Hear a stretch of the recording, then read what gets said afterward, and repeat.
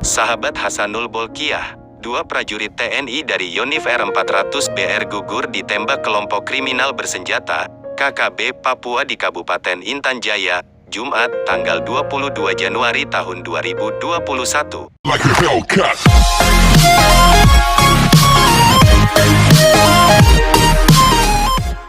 Sahabat Hasanul Bolkiah, dua prajurit TNI dari Yonif R400 BR gugur ditembak kelompok kriminal bersenjata, KKB Papua di Kabupaten Intan Jaya, Jumat, tanggal 22 Januari tahun 2021. Serangan membabi buta KKB Papua itu dilakukan saat prajurit TNI usai melaksanakan salat subuh. Kedua prajurit Kusuma Bangsa tersebut adalah Pratu Roy Febrianto dan Pratu Dedi Hamdani.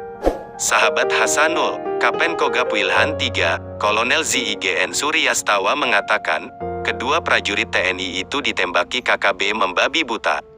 Satu di antaranya selepas ibadah subuh. Pratu Roy Febrianto yang ditembak secara membabi buta sesaat dirinya usai melaksanakan ibadah sholat subuh di pos Titigi Yonif Rider 400 BR di Kampung Titigi Distrik Sugapa Kabupaten Intan Jaya, katanya, Jumat, tanggal 22 Januari tahun 2021. Menurut informasi, lanjut Kapten, Pratu Roy ditembak dari jarak 200 meter pada saat membersihkan tempat ibadah usai salat subuh.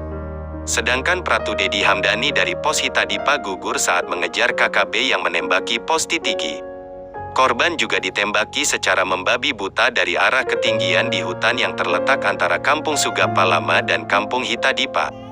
Dua korban penembakan KKB itu meninggal dunia saat dievakuasi ke Timika dengan menggunakan heli Karakal, ungkapnya.